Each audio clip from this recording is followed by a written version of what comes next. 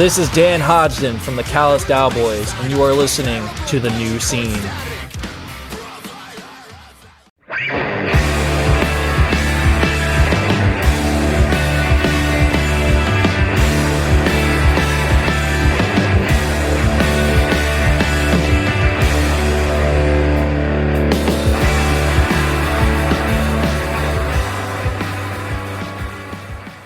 Hello, everybody, and welcome to The New Scene. I am your host, Keith, and we're back with another brand new episode. And on this week's show, we've got Anaiah Lei of Zulu. Have you heard Zulu yet? You must have seen their name by now, and if you haven't heard them, you really need to. But we have spoken to the frontman, Anaiah, and we got the full story. Did you know he was a founding member of the Bots before he was in Zulu? Do you know that band? Do you know they were touring internationally by the time Anaiah was a teenager? Did you know that he left that band to start over and jump into the world of hardcore and punk and start his own thing? Well, if you didn't, you're going to find out soon. We talk about all of that. We talk about Zulu's upcoming debut LP. We talk about all the creative process and everything that goes into the music. We cover everything, and you're going to love it. That conversation is coming up shortly, but first, here's how you can support The New Scene. Make sure you check out our 2023 Spotify playlist. Follow that or friend it, whatever the heck you do on Spotify. I add all of our guests to that playlist as long as they're on Spotify, as well as my own personal music recommendations. Give us 5-star reviews on Apple Podcasts and Spotify. If you write a nice review on Apple Podcasts, I'll read it on the air. Also follow us on Instagram, Twitter, and TikTok at New Scene Pod. Also, don't forget to support Iodine Recordings. Jerome's Dream, that's right, Jerome's Dream, have announced their new LP, The Gray In Between. Pre-orders are up now. You can get the record. There's a full line of excellent looking merch. There's a new single out from the album right now called Stretched Invisible from London. Make sure you give that a listen. Also, Jerome's Dream have got a full US tour coming up.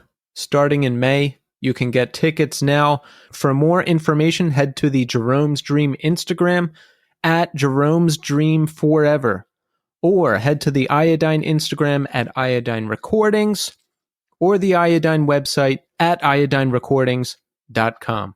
Make sure you sign up for that email list. You'll get notified of all this stuff first, and you can get the jump on merch drops and record pre-orders and everything else.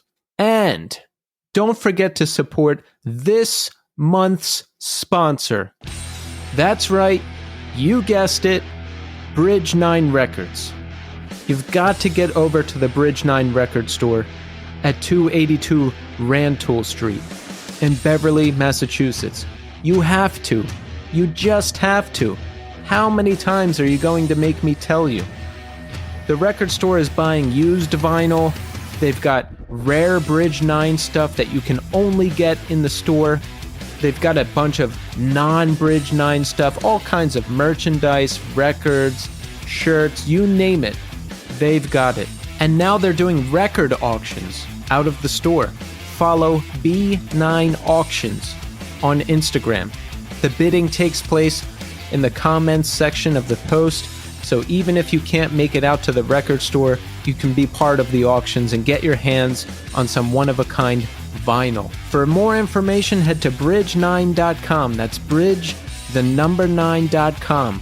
Or check them out on Instagram at bridge9. That's bridge, N-I-N-E. Okay. So listen.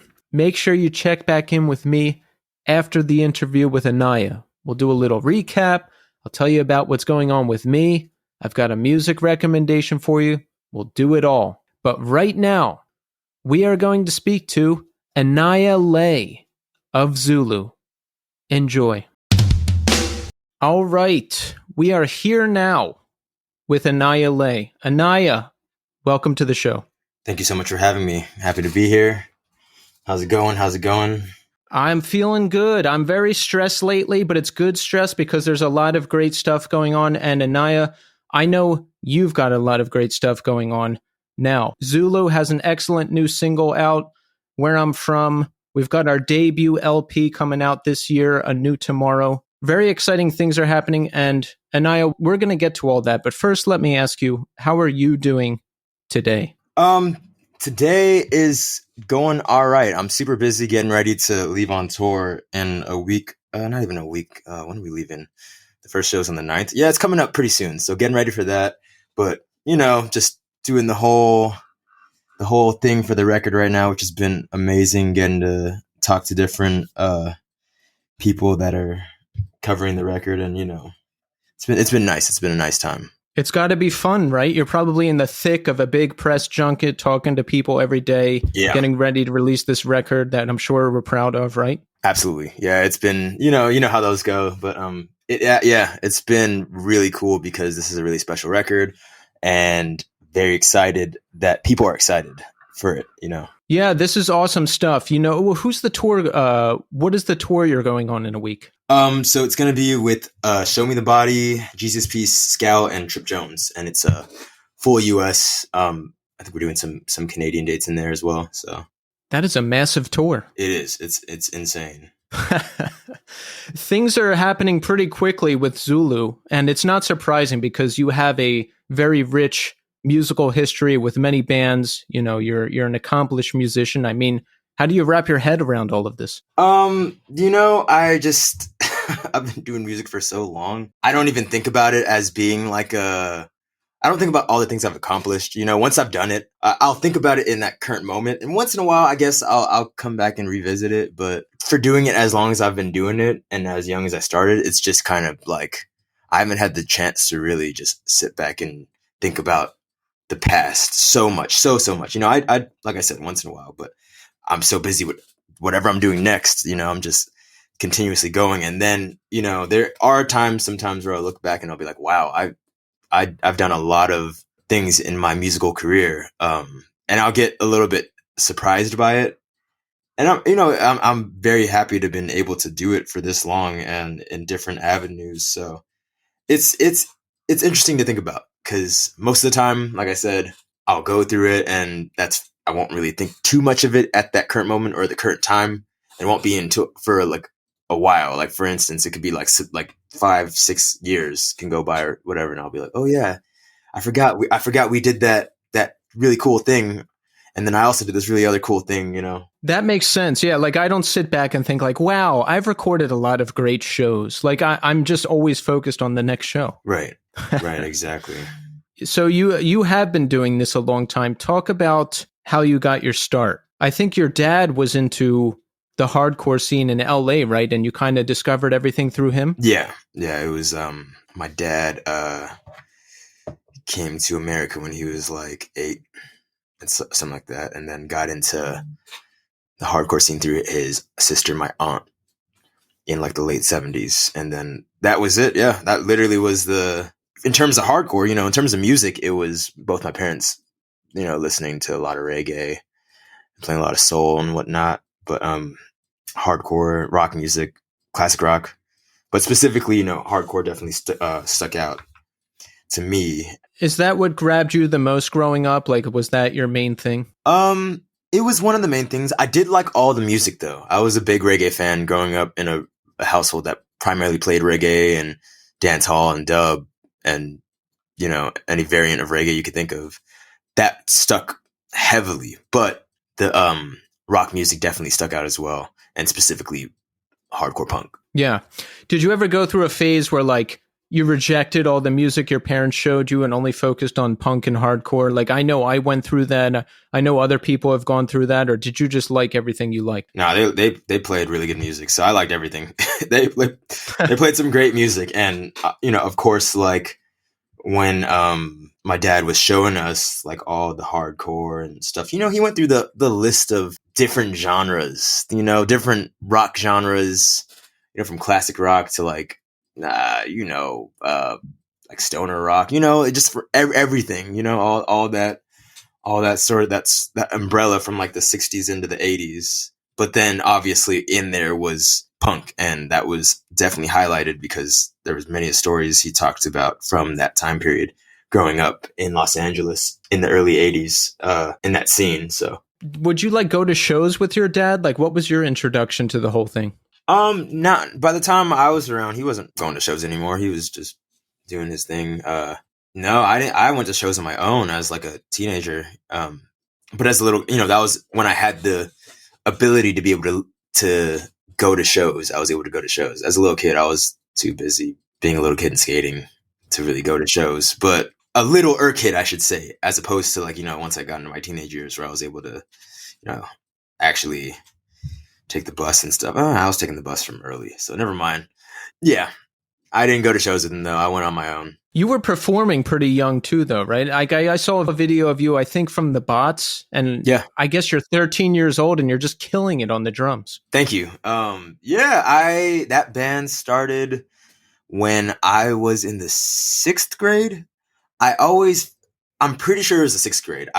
Ever since forever, I've told people it was at the 6th grade because I for sure know that in the 7th grade we were playing.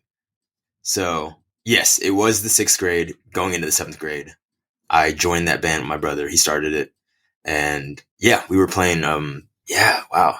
That was very early. And that still trips me out too. Cause I'm like, oh yeah, I played in that band for the better part of 11 years, maybe 12 years. Like a long time.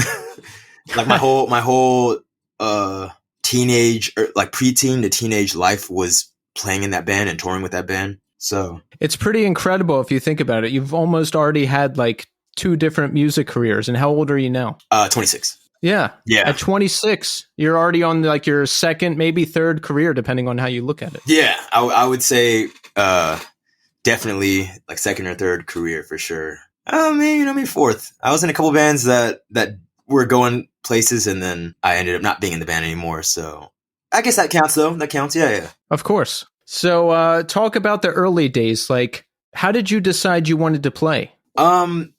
This is another thing I feel like I've talked about a lot, but I feel like I've never really maybe I have gone into depth with it, but it is something that, and it's kind of a corny answer. It's like it chose me playing music because being introduced to it so young, it just was like something I wanted to do. I remember being like a 4-year-old wanting to play guitar.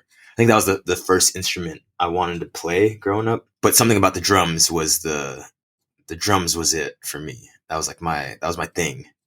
So that was it. I remember getting like what was it? Like a toy electronic drum kit. And I vividly remember playing that thing all the time. It rocked. It had a mic setup in it.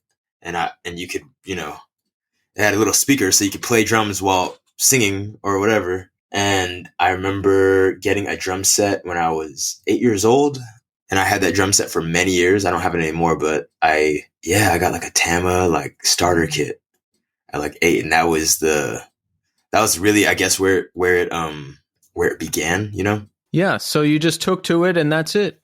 Yeah, I wish it was more complex, but it happened so early. It just it's ingrained in my life at this point. I get what you're saying. Like, it chose you. I understand that now because there's things I've been involved in where I never said like, I'm going to set out to do this thing. Right. It becomes something I do. It becomes the part of the fabric of my being. And it sounds like that's music for you. It is.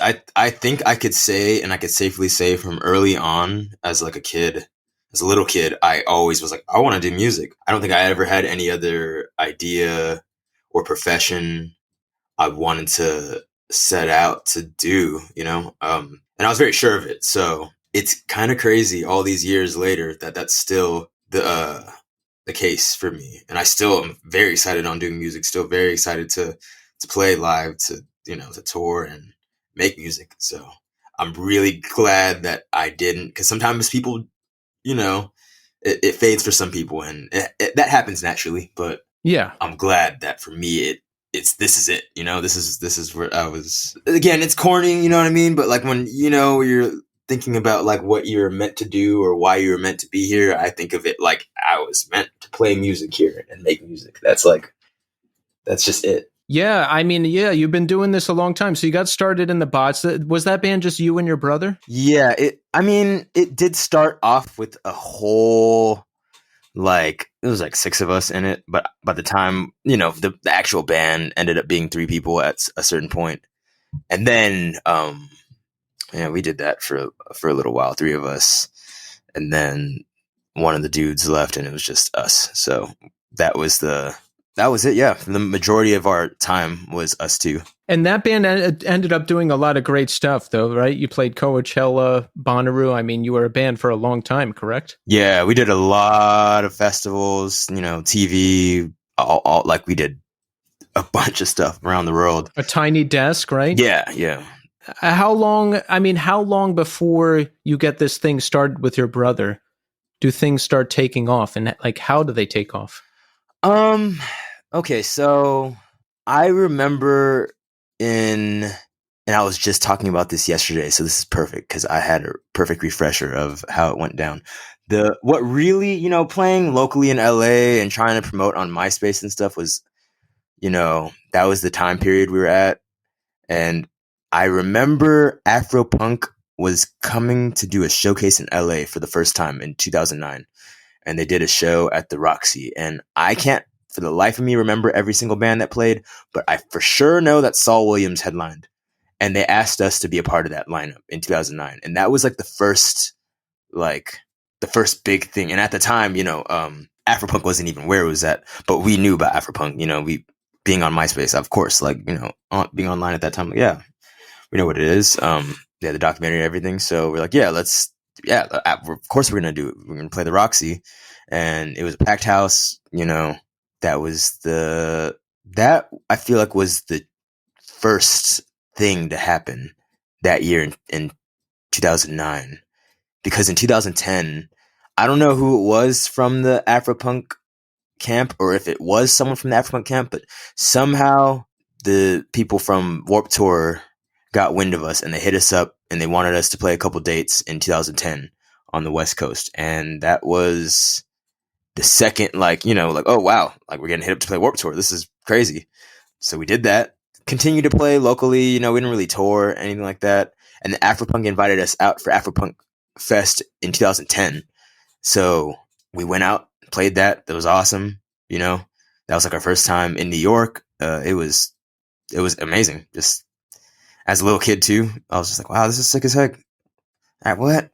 We're doing all this. How old are you when all this is going on? What's your general age range? You know what? I'm going to do the math because my mental math isn't good right now or ever really. So yeah, I'm just going to look at how old I was in 2010. I should know that I was turning 14. Wow. So you're 14 years old and you're already playing all these amazing gigs. Were you blown away by that? Or was this just what you did still at that age? Absolutely blown away, but I kept it relatively chill. I had to. Yeah. I had to keep it chill because I think from early I recognized what being in a band that was doing cool things could do to people. I always came from I would like to think that I came from a really humbled sort of background and was taught that was the right thing to do and the right way to be, and I just applied that to that was just my life period. But especially when I started to do that music and started to get that sort of recognition, I was like, all right, I got to keep it chill. So I like that you had the wherewithal to do that when you're 14 years old. I probably would have been a disaster because I was so racked with insecurity. If I was getting attention like that, I probably would have been a menace. Yeah, no, I get it. And a lot of people are. That's more common than not. I think luckily growing up the way I did helped that, I growing up in LA and coming from virtually nothing. So it makes it I was really humbled to begin with. So, and then also, growing up understanding hardcore punk and the ethics that come with it. So that helped as well, and I'm very happy that I understood that from early on, because if I didn't, it could have been a whole nother story, Exactly. Yeah. So what's the vibe at school? Do people know you're in a band? Do they think that's cool? Because when I was growing up, if you were in a band, you were kind of a freak. Like if you were into music, you were kind of a freak, unless you were like one of the bros in the Fish cover band or something like that. That's hilarious. The Fish cover band. No, I think about it like when I was in school, I was already a weirdo to most people. So, the friends I did keep around, they all thought it was cool that I played in a band. I didn't flaunt to everyone that that's what I did, that wasn't like oh yeah, I play music, this and that. Once, there was times where we played the talent show and whatever, but that wasn't like enough for people I don't think people really cared, to be honest. Like no one really cared, and everyone was too worried about whatever they were worried about in middle and high school, so. That sounds about right. I can't recall anyone really being like, yeah, no one really cared. I think that was the general consensus.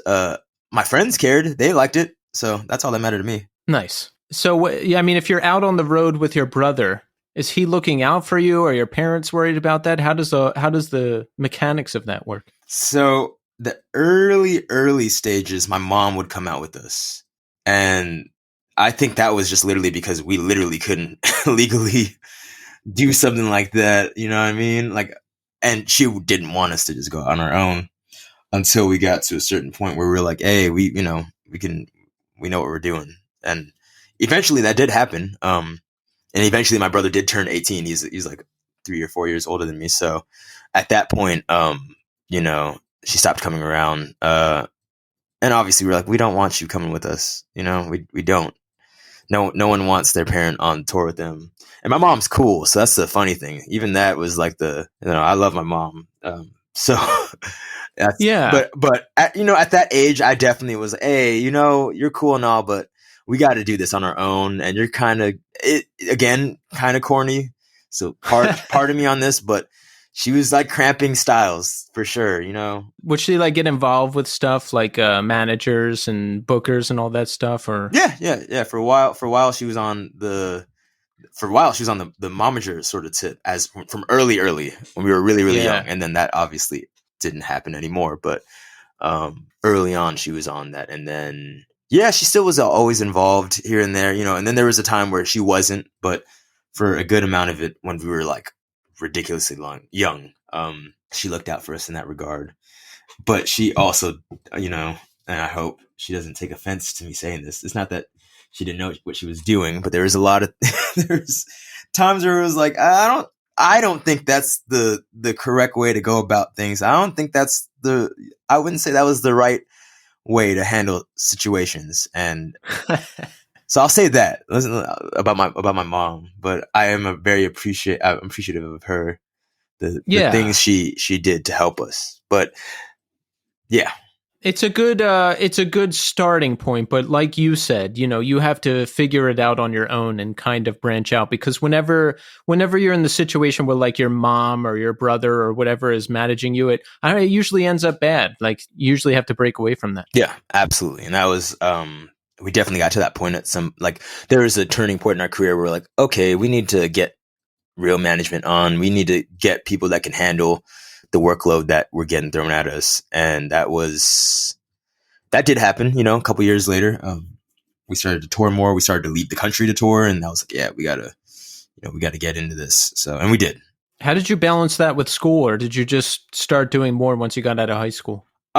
So I remember being in the 10th grade and we were getting ready to leave on a European tour. And it was just like close to the end of the school year. And I was like, I gotta go. I actually can't go to school anymore. Like I have to do this. I'm going to have to do this another time. And by another time I was like, maybe I'll just online school, whatever it takes to do this. 'Cause this is my dream. This is what I want to do. And so I remember leaving school and I had to go I was almost done with my sophomore year. And I eventually, just to skip ahead a little bit, I did end up online schooling and finishing up and graduating that way. It's kind of depressing, but it was... because school sucks. It really does. It really did. School is horrible. I hated going to school. If I could have left early, I wouldn't have even finished high school if my parents didn't care so much. I barely did. So if I could have left to just tour in a cool band, I would have been gone. And I would have never looked back. Absolutely. And I think the only thing that I was bummed about leaving about school, because I didn't care about, like, I didn't really have many friends, I like, just that wasn't my thing being there. So the only thing that sucked for me was leaving the jazz band that I was playing in high school. And that was like the one thing where I was like, yeah. So when I was going to let all my teachers know and get like the current grade that I had, so I could, whenever I was ready to do go back into school, you have to give like a transcript. So I was doing all that, and obviously every teacher I talked to, most of my teachers knew I played music. They were all aware of it. My music teacher, Miss Rangale, she was an amazing music teacher. She is an amazing music teacher. I haven't, I don't know her whereabouts, but she was always very supportive of the music I did. So I remember leaving and remember, obviously I'm like, hey, this is what I'm going to be doing. And she was just so like, I'm so proud of you and what you're doing. Like, I hope you continue to do it. And I hope your music career goes, she said in that sort of vein of conversation. And I had a history teacher that kind of was on that same sort of tip. She was really proud. And I was like, wow, I don't know if this is weird that y'all are like this proud of me to be doing it, or if it's just like cool to see your students do something else. Like, that's not just going to college and, getting a average sort of job, which isn't, I'm not saying it's bad, but it's not what I want to do. So. And as a music teacher, I assume they have some passion about music. So to see one of their students or a student they know go on to do great things, that has to be a beautiful thing for them. Yeah, I will say that. And I had known that music teacher as well from when I was in middle school, because obviously, my middle school would go and do stuff with the high school sometimes. And so and my brother had her as a music teacher. So I had known about her for years. So when I went to that high school, obviously I'm like, hey, here I am. I'm going to, I'm coming to your class. Like, I'm coming for whatever it is. I came for jazz band. So I did that. And, yeah, it was, I think she was, especially geeked that I was doing that. So yeah, like you said, you said it well. I love that. No, that's good. So you continued playing in the Bots for a number of years. What happened? Did that end? And how did you segue into like heavier bands in the scene? So the Bots started as kind of like a punk band. And I'm just going to preface this. It started kind of like a punk band. And through the years, we eventually became like an indie band. I wouldn't say shoegaze by any means, but it was just like an indie sort of indie pop, indie punk kind of realm, which is cool too. It was super, I had a great time playing it. And I'll give the real story. I'll give the real scoop on what happened. So we love that here. Yes. So basically, my brother and I had a lot of discrepancies because I wanted to play more punk and he didn't. He didn't want to play fast stuff. For years, and this is like over the span of our career. I always wanted to play punk. Always wanted to play hardcore.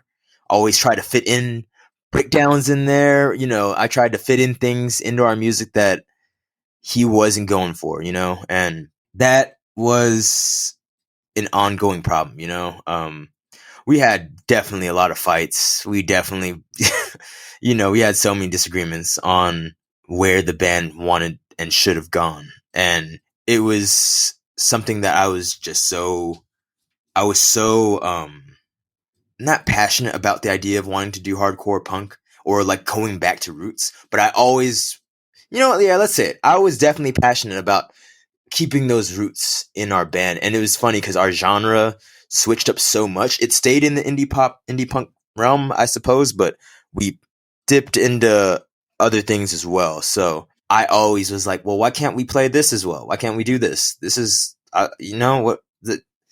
we came from this. So why wouldn't we? Why wouldn't we try to implement? And that's me as a young teenager being like, come on, like this is how we started. Let's keep it up. And he just didn't want it. He didn't want to do any of that. And can't say that's not fair, because that's definitely fair of someone to be like, I don't want to do this, and they want to do something like that. Because what makes it tough was that because it's just a 2-piece band, there's no other outside. There's no one else to go to. It's literally just us arguing back and forth about it.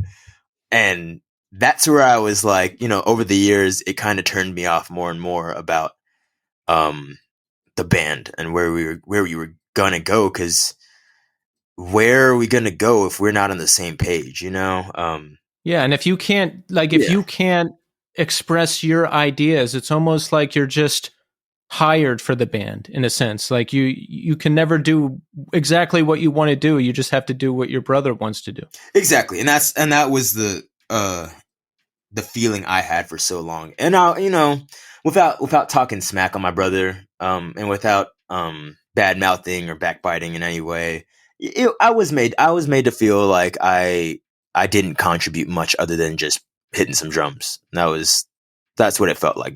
That's not even on a disrespect, not to what's the word? Not to badmouth his name, but it was like I was made to feel like that. And obviously we're young, so a lot of this stuff I equate to like, hey, we were literal teenagers. And nobody is capable of having like adult discussions at that age. I know I wasn't. No, I know every band I was around wasn't. That's just the way it is when you're young. there was no way. And I will say, like, for the time we were playing, and I guess the upbringing, being around, touring and being around different bands and scenes and people, you grew up a little faster. And I definitely grew up a lot faster than I would have probably liked to, you know? But even with that being said, it still was like, hey, we're still not um, adults, and we're still just kids arguing at the end of the day, even though we have a little bit of a step ahead of some people in terms of like the maturity level. But even then, it's like it's this crazy. It was this crazy back and forth of like trying to take things in a mature manner and then not being mature about it at all. So I will say, like, the times we got into fights and stuff, like if we were on tour and we got into fights, we let it sit and we didn't let it affect our set. We're like, all right, you know what? If we're mad at each other or whatever, and we were touring, we have to put that aside for the show, which kind of sucked because sometimes it would span a couple shows, and then we would finally get to a place where we were okay, But it was tough. It was. So all that to say, I through the years, eventually it got to a point where I was like, I can't do it anymore. And our band started to slow down a bit. We had terrible label situations, terrible management situations. We went through the hoops with being in a rock band and dealing with all the stuff that you can deal with in a negative way, which also allowed me to learn a lot more about the industry side of how things work and understanding, especially, as a kid. Obviously people are going to try to take advantage of you, and people are going to, they're so easy to just push you to the side if things don't look like they're working out, Yeah. And that, I think, in general, in entertainment, that's probably probably sure there's a lot of Disney kids that could account for that exact same feeling. But we did Oh, yeah. we did music, so to me, I'm like, oh, we're different, but we weren't. We're in the. It is still like, once you get to a point where you're dealing with majors and you're on a level where you're doing these big things, yeah, you treat it kind of the same way, and people still are going to try to take advantage of you, and that's what happened. Which is why the band sort of fell off at a certain point. And we tried to keep it going. We tried to revive it.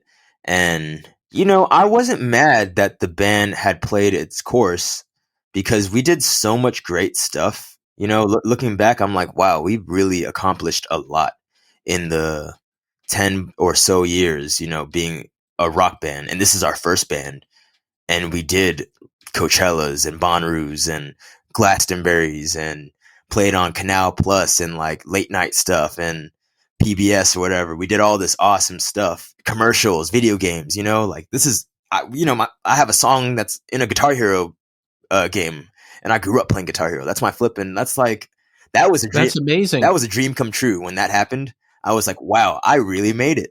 And so when I felt the time of the band had ended and it was ready to kind of depart, I was like, I had a successful career, and I could be happy that I at least did all that stuff. And to me, that wasn't like, hey, I'm going to stop doing music and this is just where my music career ends. I was like, no, this is, there was a time where I kind of thought that. I was like, dang, what am I gonna do next? But I was like, you know what? No, I love doing music, and this isn't gonna stop me. So, and I'm glad I went that route because I battled at a certain point, and I was in like my late teens, going into my adult, going into my 20s. So I was like, what am I gonna do? But then I was like, no, I'm a drummer. I'm a drummer and a musician, and that's what's gonna I'm gonna keep doing music. And if anything, let me at least try to get into playing the hardcore punk I've always wanted to play. I always wanted to play in punk bands and do that. So why not?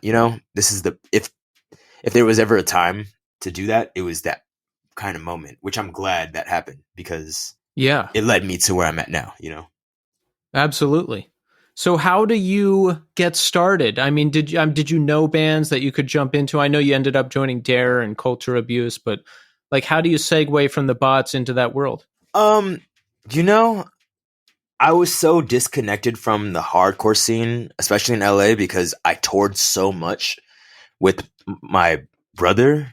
So I didn't know a lot of people. I knew the people I knew, a couple different bands here and there from like the hardcore and hardcore adjacent scenes. And I was like, okay, well, let me just start something with some friends. And I started a couple bands, little punk bands and hardcore bands that didn't do much, but we played local shows and we got involved with the hardcore scene over here, and did that. And then eventually that landed me in Dare, doing that. Was it difficult because you're coming from the bots? That band did everything, like you mentioned. It had quite a career, and you reached the heights, and you did everything that every band imagines that they want to do. Was it hard for you to then like start these smaller bands in the hardcore scene and almost start over in a sense?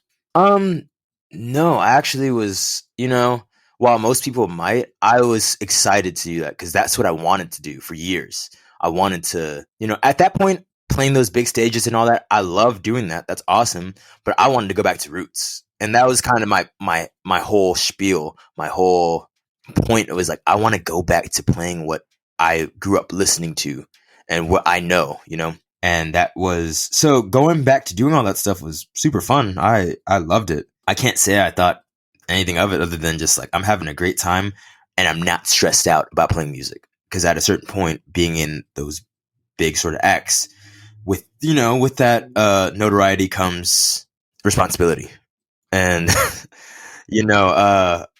I think at that age I had a lot of responsibility, and I was the one doing the social media. I was the one talking to the labels. I was the middleman for a two-piece band, and I was that person. So it was nice to not worry about any of that and just playing a local show and being relatively stress-free. That made me very happy. And I think I needed that at that time too, because of the from leaving that environment and feeling like I wasn't really worth much to music. It was nice to get back into a place where that's not even like the main objective is to get big, and it's not the worry to there's no crazy responsibilities. It's just fun. Getting back to having, That's awesome. yeah. And that's what I was like really excited about, was getting back to having fun playing music. Yeah, and I don't think anybody gets involved in this scene thinking they're going to be big. Like maybe back in like 2000 when these bands were first blowing up into the mainstream more, like Poison the Well, Dillinger Escape Plan, maybe. But I don't think anyone gets into this music now and thinks like, oh, I'm going to be big. This is going to be my career. Well, maybe they do, but I don't know. There might be some people, but for the most part, I would like to think that you're right. No one goes in a hardcore or punk with that mentality, Well, I feel like it's circling back around now because I don't know. There's like Knocked Loose and Scowl on Coachella this year, so maybe that looks like there's another wave coming. It is, but I think bands like those bands all come from the same place of the DIY hardcore punk roots. They, I know I would like to think those bands did for sure. I can't speak for them, but being from the same scene and knowing those individuals, I'm like, yeah, we come from the same place. I don't think any of us intended on having that sort of notoriety, but that's just awesome that it happened that way, I think that's also awesome that there's that light on hardcore punk like that and hardcore in general, you know? I think it's great because there's just a lot of new bands that are great.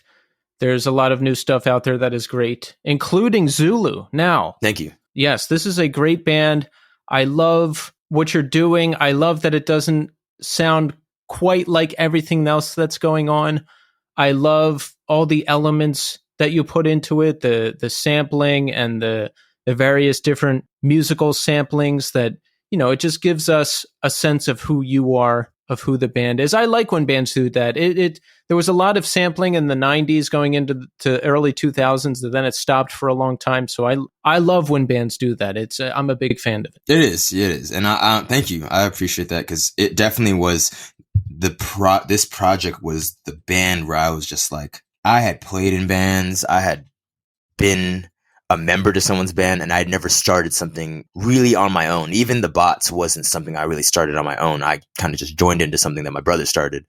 But Zulu was the first time where I was like, there's been many years where I had so many ideas when it came to visuals, when it came to merch, songs, everything, how I want a band to look and how I want it to go about. And so starting Zulu was my start from day one, sort of like, let me do this exactly how I want to do it and unapologetically. Whatever that looks like, I'm going to do it, and include all the things I like into it as well. Whether that be Hello Kitty stuff or Star Wars stuff or, whatever other pop culture sort of cutesy things, or whether it's a soul record or whether it's a jazz record or a reggae record in the samples, or it's Malcolm X talking, like it's all those things, like the conglomerate of these ideas that I like, and I just put it onto a record, including the music and making music that's just like just scattered, kind of just like just this crazy kind of form of power violence, but it's not quite. It's something. It's kind of different. I don't know what it is, but it is something. So, and I'm not even like I really don't care for labels, and that, so doing all this stuff in this band, this is what I wanted to do for a long time. And it might not have necessarily sounded like this. It could have sounded like anything, but it ended up like this, and here we are now. I love that because I've been in that situation where I'm just a player in a band and I have this vision. I have very specific things I want to get out there, but I just can't do it because it's just not time. And now that you're doing it, I mean, it's got to be the best feeling in the world. But tell us, how did you get started? Like, how did you go from drummer to frontman to putting this thing together? So at the time I was playing in Dare, and I think at that time I might have been in Culture Abuse. The idea of Zulu actually started, and I've mentioned this a couple times as well.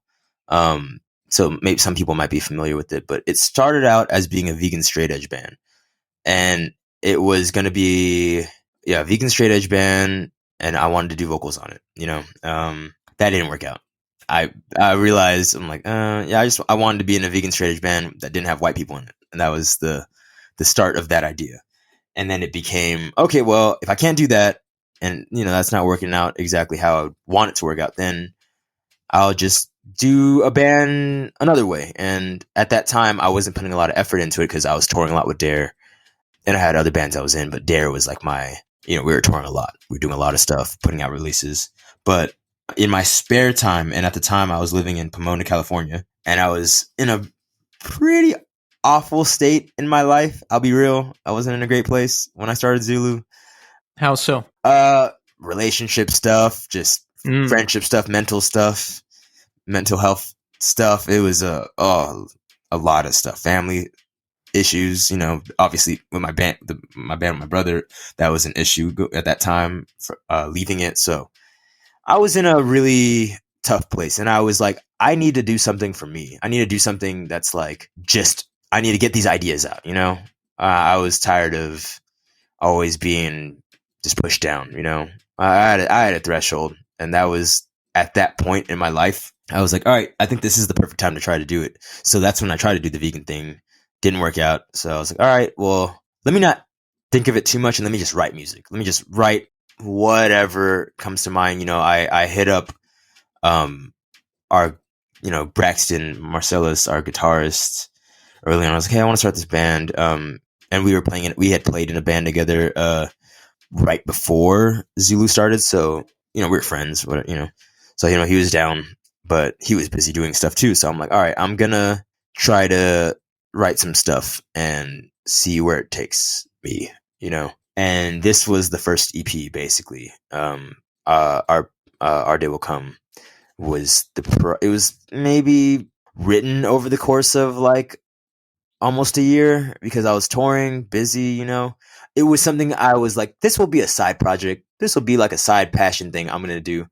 And at the time, I remember hitting up Spencer from Trash Talk, and he was down to come in and do a project that was kind of in the vein that I was thinking, because the early influence was like Mind Eraser and like Early Ceremony. That sort of sound was what I was going for. I was like, I like that, like the early Weekend Nachos sort of stuff. That was like, yeah, I love that stuff. And Spencer was one person I knew that was well versed in that style. And he was down. Obviously, he ended up, having a kid and being busy, so he ended up having to drop. So I was like, man, trying to find a lineup is going to be tough.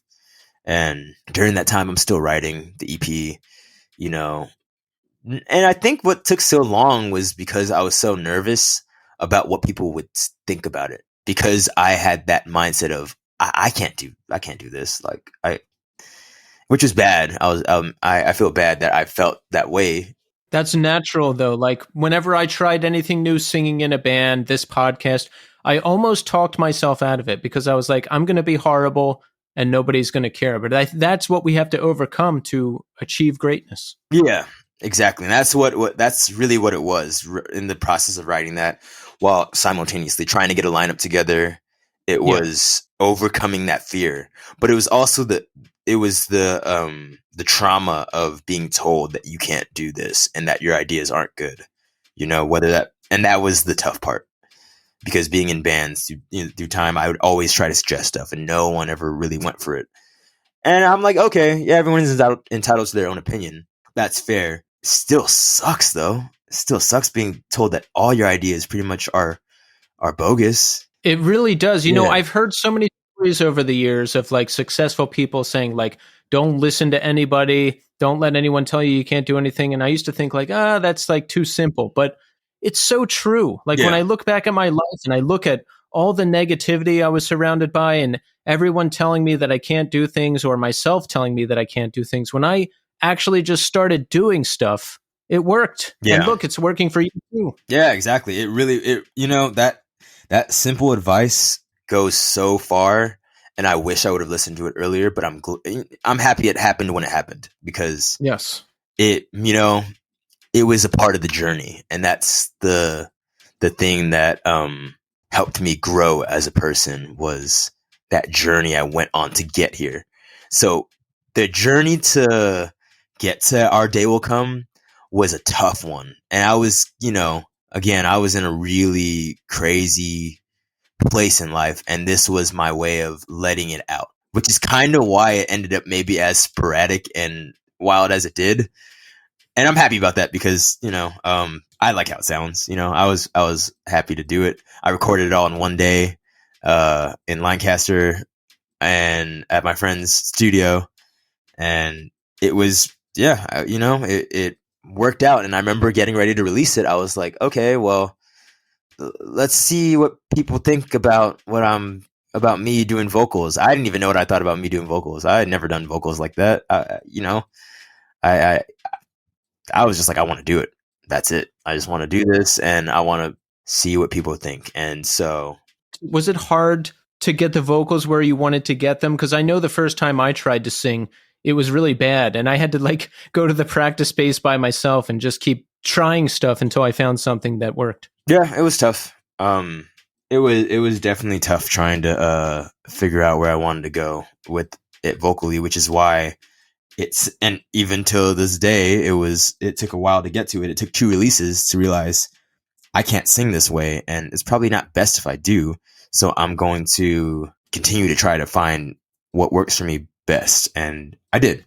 I eventually did that. I feel like I'm in a good place now, but I want to learn more about vocalizations. You going to get into any like vocal coaches or like expert advice? I do. I want to. I really do, especially now in the point of my career. I'm like, oh, this band is actually doing a lot of cool stuff, and I foresee the band to continue to do cool stuff. That means I need to really take care of my vocals. And so far, I feel like I've done a good job. I feel like I'm doing a really good job at it. But I want to get to I want to be able to do different ranges. I want to be able to, utilize my vocals in every which way possible, but in the safest way possible.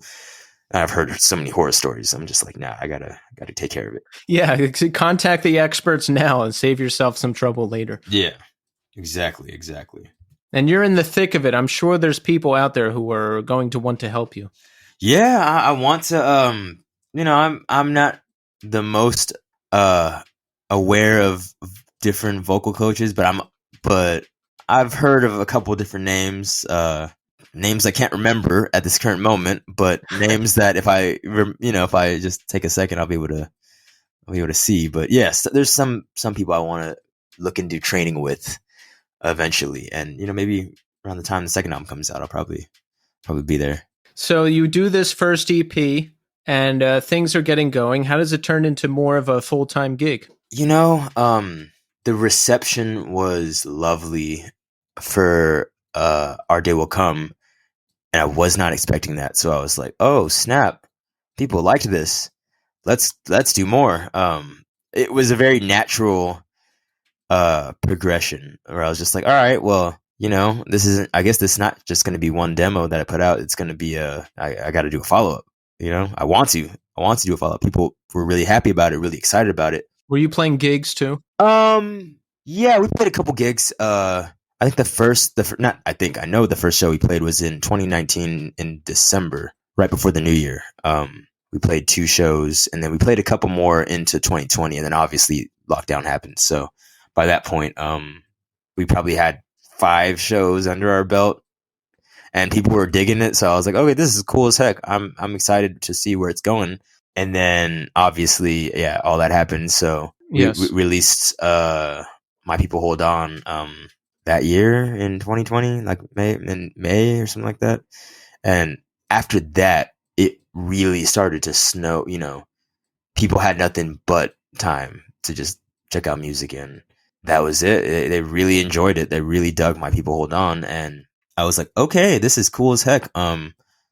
This is really cool. People really like this, and it's gaining more notoriety than I was expecting. And because of that, I was like, I might have to rethink what this band actually, what this band can do, because this is not what I was expecting at all. It's got to be a wonderful surprise, right? Because it's almost like your whole life is leading to this moment, and now you're finally doing what you want to do, and now that people are responding to it so much, it's just got to be the best feeling in the world, right? It was one of the best feelings in the world, absolutely. Like to this day, it is, because not only is it because, oh, this is this is a band that I'm doing, but this is a band that I started, and a lot of these ideas come from my brain, and I'm just like, wow, people mess with that. People like that. And not only that, they are inspired by it, and I'm just like, wow, that means the world that people are actually they think that what I think is amazing. And when that EP came out, people were doing papers on it in school. I know some teachers were talking about it in their universities that they were teaching at. I'm like, wow, what? Wow. I heard stuff like that. I was like, what the heck? Man, if only you knew I wrote this in my room and I was in a crazy place mentally writing these wild songs, thinking that, I'm going to obviously appeal to the hardcore crowds, but it started to leave the hardcore world. And that's when I was like, oh, wow, this is cool as heck.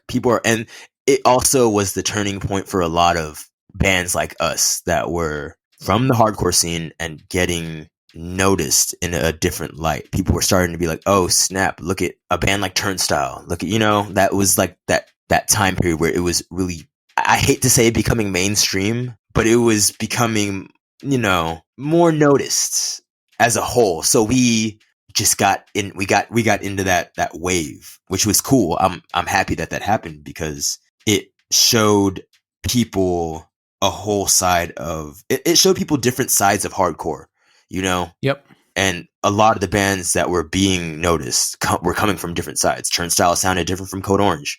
A band like Scowl sounds different from Zulu, but we're all from the same world, and people are starting to see that. They're like, wow, these, I can be into all these other different sounding things and still be in the same community. That was just one aspect of it, but it was cool that happened. And so when that happened after the EP, and when it came time to do shows again, we started playing, and we saw a lot more people were rocking with Zulu, and we're just like, we got to do this. We got to tour. We got to go out there and do it more, and see where it takes us. And it kept on being like we got to see where it takes us. Let's just keep doing it. Why wouldn't we? Let's just do it. And exactly. We did. In addition to the music being great, I think the message is important too. Like, I think we need more of that right now. Just look at all the crazy shit that's happened in the last 3 years. Yeah, I mean, that stuff has happened since forever, though. So that's the thing. Yeah. In addition, it's always happened. It's not really it's nothing new, and I've talked about that many times. And I let people know that the contents of what the band talks about isn't a new subject, and I never, I don't really talk about it too much outside of it because I like to allow people to just check it out and read it for themselves. Yes. But it is, a lot of people do talk about it and have talked about it, and it always goes under, it just goes out in one ear and out the other. People care about it for a little bit and lose interest in it like it's a trend. So that's where I'm like, this, we're not talking about anything new. This is old. This has been happening. But obviously, that's not the only thing I want to talk about when it comes to the music and the message. There's way more to it than just trauma, and I'm not gonna just do that. So yeah, no, and I think that's the move because, if it's only about one thing, I guess you're limiting yourself in a sense, even if that thing is so important. But I think it's good to explore every aspect of you and the band. Yeah. I mean, that message is always going to be abundantly clear, and we're, as a band, people are going to know what we're about, whether they like it or not. So I could talk about other stuff, but people are going to know that we're here what we're here for and what we're trying to accomplish and do. You said in another publication somewhere, I forget which one, that the music is something to the effect of the music is going to be excited and unexpected and something we haven't quite heard before. Can we expect that when we hear A New Tomorrow, your debut LP, which is coming out soon? You darn sure can. Absolutely. It is 100% going to be something different, something familiar, but something different for sure. There's going to be aspects on it that people are going to be surprised to hear. There's going to be aspects that are going to take people on a bit of a ride, a whirlwind, and I love it. I'm very happy to do that, and it's all intentional. Everything is intentional on this record, and I hope people like it. So far people are digging the new LP, and they just don't know all the twists and turns we have. And it's not like it's crazy twists and turns. It's nothing wild, but it is different. Yeah, I mean, it's just like the arrangement and the whole package is important. Like, even if you go back and listen to like Refuse, Shape of Punk to Come, okay, the songs are really interesting, and they sample a jazz band at the end at one point. When you look at it now, it's like, all right, that's not that crazy, but it's cool. Like, just the whole presentation, everything about it, something is great about that, and I'm expecting the same from you on this record. Thank you. I love Shape of Punk to Come, and that record was insane for that time. And from where Refused was, where they started, to where they ended on that record, it was so that's a really cool comparison. So thank you. And obviously shout out to the members in Refused. I love those guys. So yeah, I hope that has the same effect. I hope it does that same sort of thing. And obviously for the first LP, it's always gonna be Like it's your statement piece. Because EPs are cool and great, and you know what the band is about, but the LP is always the first, like, yeah, this is who you are, you know? Yeah. Yeah, I'm excited to hear it because, listening to the discography, everything that's out there right now, like I mentioned earlier, it's like a journey. It's not just the songs because, being involved in hardcore punk, whatever associated genres, I don't even really pay attention to lyrics too much unless I can understand them. And occasionally I can, but just everything that you do that's on the record, you really get a sense of who you are and what you're about. And I just like, it's like a journey. It is. I like everything that's going on a lot. I like the whole presentation. Thank you. Thank you. This is a journey that it's very meticulous. It's very thought out, and it makes me happy that people can recognize that or see that, because it's just like, wow, I really put a lot of effort into this, not that like most musicians do, but especially with the band like Zulu, when it comes to presentation, when it comes to all that, it's so important to me, Yeah. And it's got to be so great to have an outlet where you can put all these ideas into it and everything that's bouncing around in your head. Like, before I had this podcast, I would always be like, oh, that'd make a great sample, or, oh, this be a great music interlude, or, oh, but I never had anything to do it with. And now I can throw it all into this podcast in various forms. And you can do that with this band now. And I mean, it's a good feeling. Yeah, it's awesome it's amazing when you have an outlet. You can just literally do what you want in.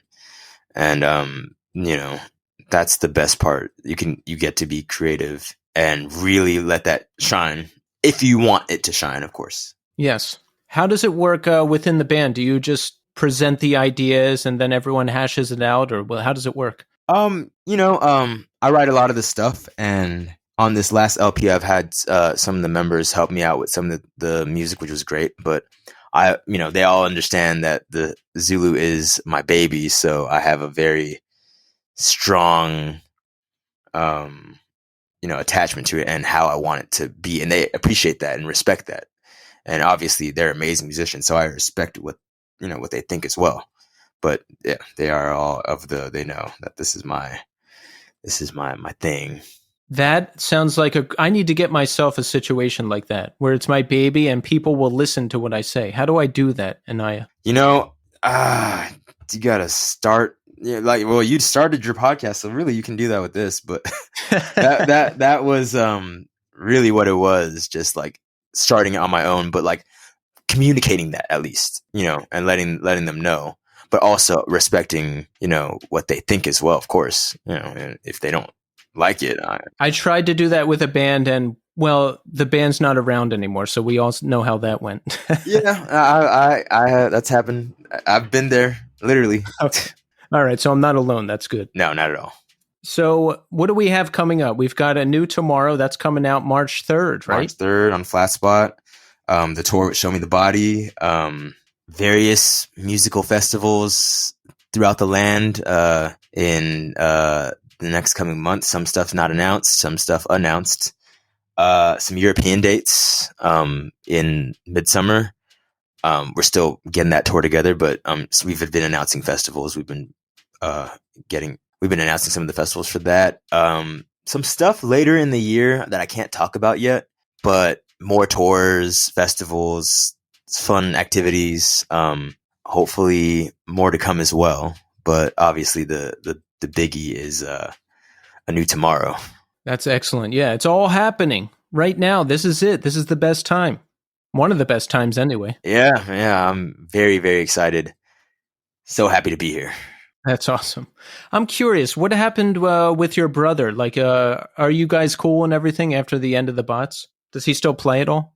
He still does the bots. He does it on his own. I'm not sure. I haven't kept up with it. On the realest of reels, we don't talk much these days, and maybe one day we will, but I wish him his best, like the best on his endeavors. It sucks to not have the communication with your brother like that, but that's, nothing I can do about that.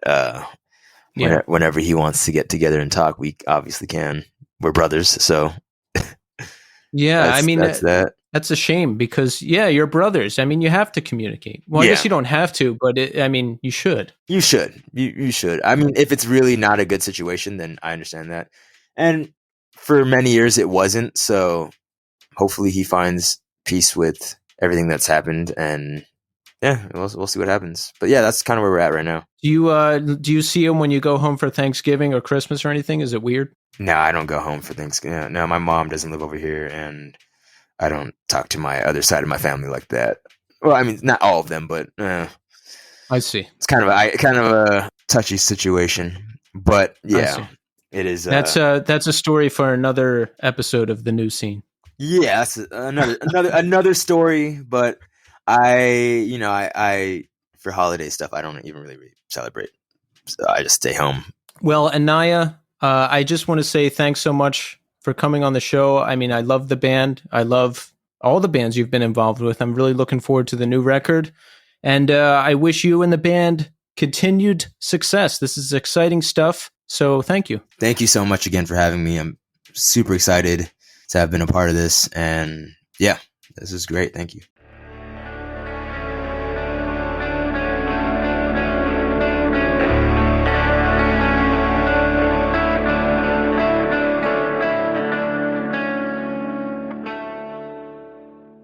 And there you have it. Anaiah Lei. You know, I like what he said, that the music chose him. I mean, he's just in this thing from a very young age. Check out that video on YouTube of him and the bots. He's just killing it on the drums. Very talented. I mean, he's out there touring the world, doing his thing. And like I was talking about with him, I know that feeling. You know, you're in a band and you just feel stuck. I've been in that situation. Like, you see the path, you know how things should go or how you think they should go. You know what you want to do. You know how you want things to look. You know what message you want to get across. You know what you want the aesthetics to be.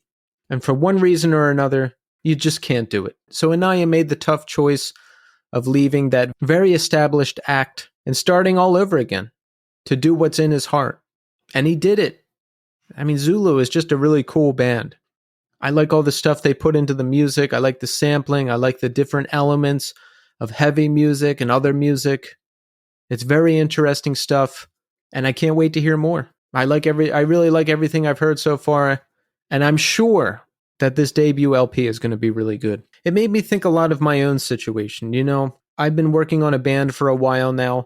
It got sidelined because of the pandemic, and we're learning to be in a band, and we're learning to be in a band again. I mean, most of us have been in bands before, some of us not, but I'm learning to do it all over again. I forgot what it's like to work with people. I forgot what it's like to accept other ideas. You know, we had a practice last week, and it went really well. The practices are actually going better and better because I'm putting more effort into it, and I'm just learning to work better with others again. You know, you got to make room for other people's ideas. You got to put in the effort on your side. You got to step in and move things along when appropriate. I'm really happy with the stuff that we're writing. The song that we've been struggling with this song for like a year, and I didn't know what to do with it or where to go with it. I wanted to give up more than once. I tried to give up once, but they said to just put it down and we'll come back to it. But I think we've got the structure down, and I'm just doing stuff that I don't usually do, and it sounds really, really good. So I'm very excited. I know I've been talking about this band for a long time, but you will hear it. As soon as we're ready to start playing shows, which is going to be soon, I'm going to get out there and start doing it. I have learned my lesson. Do not invest a year into doing a multi-track studio recording to get the record and then go out and play, because the band will break up before you ever even get out there. At least that's what happened to me the last time. There may be some other musical stuff in the works too. I'm waiting to hear about that. There's a lot of good stuff happening. You know, I was thinking about it the other week when I was high and when I was in bad shape and when I was doing nothing.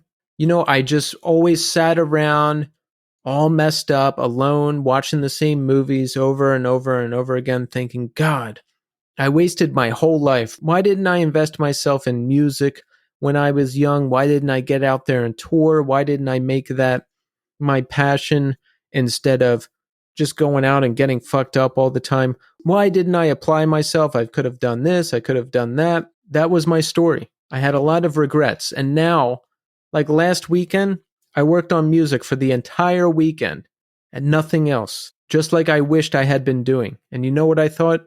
I thought, man, I wish I could just sit around and get high and watch the same movies over and over again. This is exhausting.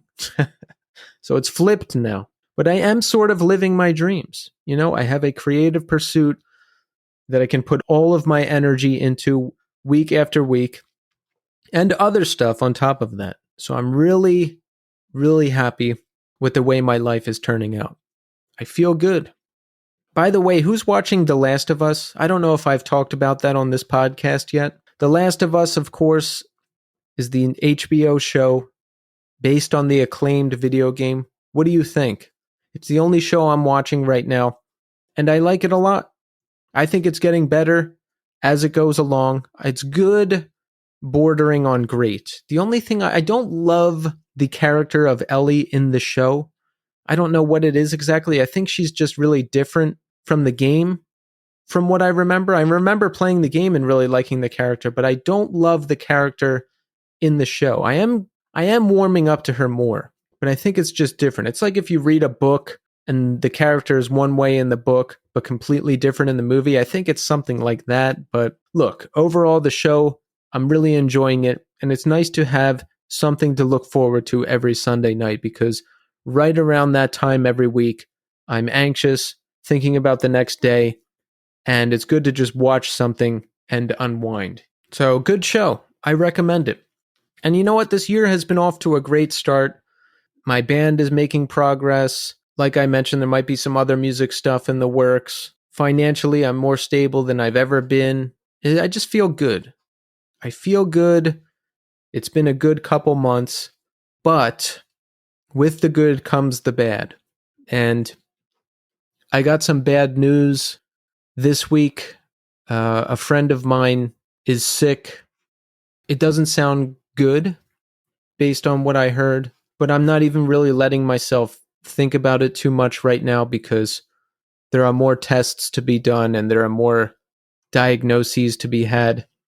So I'm just kind of bottling it all up until I get more information, which may not be the healthiest thing in the world, but that's the way it's got to be right now.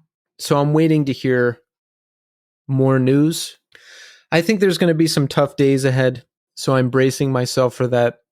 But I know I'm going to be okay because I've got a strong support network. I've got a lot of people I can talk to, and I've been through a lot in my life, but I have the tools to deal with it now. So I am scared, but I'm not worried.